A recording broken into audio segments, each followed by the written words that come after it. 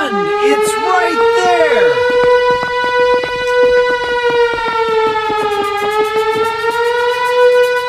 Saya What do mau we mulai do? dengan satu pertanyaan sederhana. Pernah tidak kamu taruh Wait. uang di suatu tempat dengan harapan uangnya tumbuh, lalu tiba-tiba nilainya turun? Bisa reksadana, bisa saham, bisa apapun. Kalau pernah, video ini untuk kamu. Kalau belum, tapi penasaran, video ini juga untuk kamu. Yang akan kita bahas hari ini bukan cara memilih saham yang bagus, bukan cara timing market yang sempurna, tapi sesuatu yang lebih mendasar. Bagaimana cara bertahan bahkan tetap tumbuh ketika semua orang di sekitarmu panik. Ini namanya crash market, dan ini pasti akan terjadi. Bukan mungkin, pasti. Pertanyaannya hanya, kamu sudah siap atau belum? Ada 4 aturan yang saya pelajari dari orang-orang yang sudah melewati bukan satu, tapi berkali-kali crash market dan tetap bertahan di sisi yang benar. Aturan pertama akan mengubah cara kamu melihat informasi. Aturan kedua, cara kamu melihat emosi. Aturan ketiga, cara kamu melihat waktu. Dan aturan keempat, cara kamu melihat market itu sendiri. Aturan pertama, berhenti buang waktumu untuk memprediksi apa yang akan terjadi. Saya tahu ini terdengar aneh. Bukankah justru itu yang harus dilakukan? Baca analisis, pantau berita, cari tahu kapan harga akan naik dan turun? Dengarkan dulu. Coba bayangkan situasi ini. Kamu baru taruh uang di reksadana saham. Artinya, uangmu dikelola manajer profesional dan diputar di pasar saham. Bulan pertama naik, kamu senang. Bulan kedua turun 8%, kamu cemas. Kamu buka YouTube, buka Twitter. Satu orang bilang beli lebih banyak, orang lain bilang jual sekarang, orang ketiga bilang tunggu bulan depan. Dan kamu yang awalnya sudah punya keputusan, sekarang bingung total. Ini yang namanya information overload. Dan ini yang paling penting untuk kamu dengar. Tidak ada yang bisa memprediksi market dengan akurat secara konsisten. Tidak ada satupun. Ada penelitian yang menganalisis lebih dari 6.000 prediksi para pakar, hasilnya tingkat akurasi mereka hanya 47%. 47, hampir sama dengan lempar koin. Para ahli berbayar itu dengan tim riset lengkap dan data yang kamu tidak punya akses masih kalah dari lempar koin. Bukan karena mereka bodoh, tapi karena market memang tidak bisa diprediksi dengan cara itu. Para ahli investasi menyebutnya noise versus signal. Noise artinya kebisingan, berita harian, fluktuasi harga per jam, sentimen minggu ini. Signal artinya informasi yang benar-benar penting untuk keputusan jangka panjangmu. Noise terasa exciting, signal membosankan, tapi signal yang menghasilkan uang. Jadi, apa yang seharusnya kamu lakukan? Ada 2 jenis membaca informasi. Pertama, membaca untuk bertindak. Kamu punya framework yang jelas. Kamu tahu kondisi apa yang membuatmu beli, kondisi apa yang membuatmu tunggu. Dan kamu eksekusi, bukan berdasarkan perasaan. Kedua, membaca untuk merasa pintar. Kamu baca bukan untuk keputusan, tapi untuk bisa ikut diskusi di grup WhatsApp. 1 menghasilkan keputusan, 1 menghasilkan bahan percakapan. Aturan pertama tentang tahu persis kemana energimu harus pergi. Aturan kedua, ini bukan salahmu, tapi tetap kamu yang menanggungnya. Dan saya tahu ini terdengar tidak adil, karena memang tidak adil. Bayangkan kamu punya warung kecil di sebuah pasar. Warungmu bagus, produkmu bagus, pelangganmu setia. Tapi tiba-tiba pemerintah kota memutuskan untuk merenovasi seluruh pasar. Pasar ditutup sementara. Semua penjual terdampak, termasuk warungmu. Bukan salahmu, warungmu tidak bermasalah, tapi kamu tetap yang menanggung kehilangan pendapatan selama pasar tutup. Itulah yang terjadi di investasi ketika sesuatu besar terjadi di luar kendalimu. Jadi, wajar kalau kamu marah, wajar kalau kamu menyalahkan pemerintah, menyalahkan bank sentral, yaitu lembaga yang mengatur suku bunga dan kebijakan keuangan negara. Semua itu valid, mungkin memang ada benarnya. Tapi, kemarahan tidak mengubah angka di aplikasi investasimu. Ada bedanya. antara memahami penyebab crash dengan terjebak di penyebab crash. Memahami penyebab itu berguna.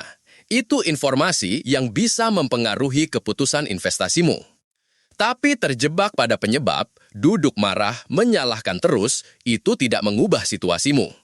Warren Buffett, investor yang sudah melewati lebih dari 10 crash besar, pernah bilang bahwa dia sudah lama berhenti mencoba tahu kapan market naik atau turun. Yang dia fokuskan hanya satu, apakah yang dia investasikan masih sehat secara mendasar atau tidak. Itulah bedanya investor yang bertahan dengan yang hancur di setiap crash. Bukan soal siapa yang lebih pintar, bukan soal siapa yang punya lebih banyak uang. Tapi siapa yang tahu dengan jelas mana yang bisa mereka ubah dan mana yang tidak. Energi yang kamu habiskan untuk menyalahkan adalah energi yang tidak kamu pakai untuk mempersiapkan diri. Aturan ketiga, dan ini yang paling banyak orang salah kaprah dari awal. Investasi adalah permainan panjang, minimal 365 hari, 1 tahun penuh sebagai syarat masuk. Bukan target, minimal. Saya mau cerita tentang 2 orang, Budi dan Sari. Keduanya mulai investasi di waktu yang sama, taruh uang yang sama, pilih instrumen yang sama. Bedanya hanya satu, mindset tentang waktu. Budi, saya kasih 3 bulan. Kalau tidak naik, saya tarik. Sari, uang ini tidak akan saya sentuh minimal 3 tahun, apapun yang terjadi. 3 bulan pertama, market turun. Budi panik, tarik uang, rugi, bilang investasi tidak cocok untuk orang biasa. Sari tidak senang, tapi tidak panik, karena dari awal dia sudah tahu ini bisa terjadi. 2 tahun kemudian, portofolionya tumbuh. Budi masih menunggu waktu yang tepat untuk masuk, yang tidak pernah datang. Ini bukan hanya cerita, ada data yang mendukung ini. Sebuah lembaga keuangan besar meneliti, kalau kamu investasi dan tidak keluar selama 20 tahun, rata-rata keuntunganmu hampir 10% per tahun. Tapi kalau kamu melewatkan hanya 10 hari terbaik dalam 20 tahun itu, keuntunganmu turun hampir separuhnya. 10 hari dari 7.000 hari. Dan hampir semua 10 hari terbaik itu terjadi tepat setelah crash terbesar. Artinya, orang yang keluar saat panik kena 2 kali, rugi saat turun, ketinggalan saat naik. Ada 2 analogi yang sangat pas untuk ini. Pertama, pohon mangga. Kamu tanam, kamu siram setiap hari. 3 bulan pertama, tidak ada yang kelihatan. Kalau kamu cabut di bulan ketiga, kamu tidak akan pernah tahu pohon itu butuh 2 tahun untuk berbuah. Kedua, bola salju. Ini yang disebut bunga berbunga atau compounding dalam bahasa investasi. Artinya, keuntunganmu juga ikut berinvestasi, dan keuntungan dari keuntungan itu juga ikut berinvestasi. Di awal, bola salju kecil, hampir tidak terasa. Tapi semakin jauh menggelinding, semakin besar dan semakin cepat. Dan proses ini butuh waktu. Kalau kamu keluar terlalu cepat, kamu memotong proses itu sebelum bola sempat membesar. Dan ini yang paling menyakitkan. Kebanyakan orang tidak rugi karena investasi mereka memang jelek. Mereka rugi karena mereka keluar tepat 1 langkah sebelum nilainya berbalik naik. Ini seperti kamu masak air. Kamu panaskan 15 menit. Tapi di menit ke-14, kamu menyerah, matikan kompor. Air tidak pernah mendidih. Semua energi yang sudah kamu keluarkan terbuang sia-sia. 1 langkah sebelum finish line adalah titik termahal untuk berhenti. Jadi, aturan ini simpel. Kalau kamu tidak siap untuk tidak menyentuh uang itu minimal setahun, kamu belum siap untuk investasi. 1 tahun bukan opsi. Itu syarat masuk. Aturan keempat, dan ini favorit saya. Bukan karena paling mudah, tapi karena paling jarang dipahami. Setiap crash market punya pola yang hampir sama, selalu. Dan kalau kamu bisa mengenali polanya, kamu tidak perlu lagi panik setiap kali crash datang. Sebelum saya jelaskan polanya, satu hal penting dulu. Market bergerak bukan hanya karena angka. Market bergerak karena manusia. Dan manusia punya emosi, ketakutan, keserakahan, harapan, kepanikan. Karena emosi manusia berulang dalam pola, market pun berulang dalam pola yang sama. Ini disebut market cycle, siklus pasar. Ada 5 fase. Pertama, euforia. Semua orang excited, harga naik terus. Bahkan yang tidak tahu apa-apa pun ikut masuk. Kedua, denial, pengingkaran. Harga mulai turun, tapi semua bilang ini hanya sementara. Ini peluang beli. Ketiga, panik. Penurunan makin dalam. Ketakutan mulai menyebar seperti virus. Keempat, kapitulasi. Ini artinya menyerah total. Semua yang masih pegang akhirnya jual. Tidak ada yang mau beli. Dan ini biasanya titik terendahnya. Kelima, pemulihan. Harga mulai naik, tapi orang tidak percaya. Harga naik terus tanpa mereka. Pola ini bukan teori. Ini terjadi berulang. Tahun 2000, semua orang gila invest di perusahaan internet. Bubble pecah. Banyak bilang internet sudah selesai. Hari ini, perusahaan internet adalah bisnis paling berharga di dunia. Tahun 2008, krisis keuangan global, bank-bank besar kolaps, tapi pasar pulih yang bertahan melihat investasinya tumbuh berlipat. Tahun 2020, pandemi. Dalam 33 hari, nilai investasi global turun rata-rata sepertiga. Dalam 5 bulan, sudah kembali dan terus naik. Nama crash-nya selalu berbeda, penyebabnya selalu berbeda, polanya selalu sama. Jadi, ketika crash datang, pertanyaan yang benar bukan kapan ini akan berakhir. Pertanyaan yang benar adalah kita sekarang ada di fase mana?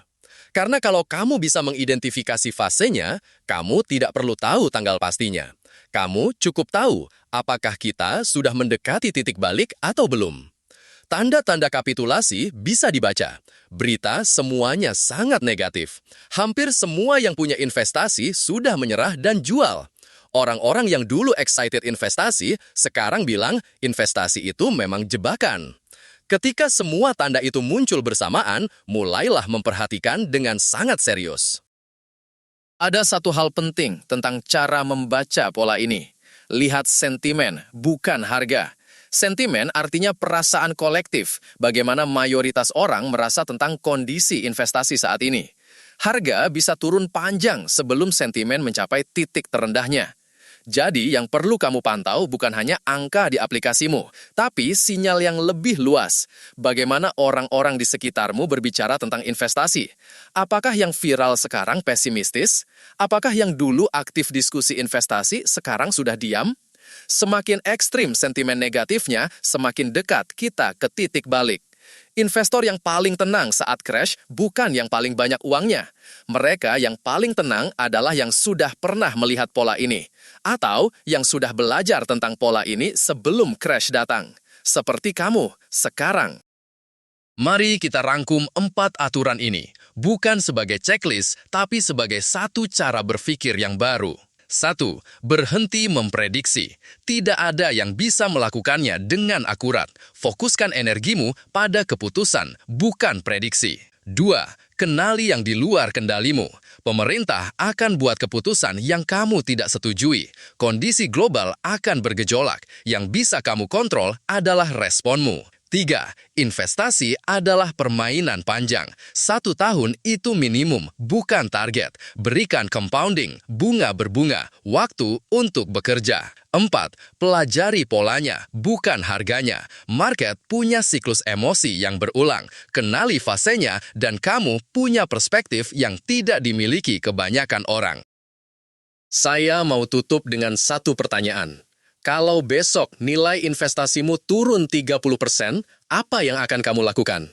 Kalau jawabanmu panik dan jual, itu tanda ada 1 dari 4 aturan tadi yang belum benar-benar kamu internalisasi. Kalau jawabanmu adalah tergantung, saya perlu lihat kita ada di fase mana dan apakah fundamental investasiku masih bagus, selamat. Kamu sudah berpikir seperti investor, bukan seperti penjudi yang pakai spreadsheet.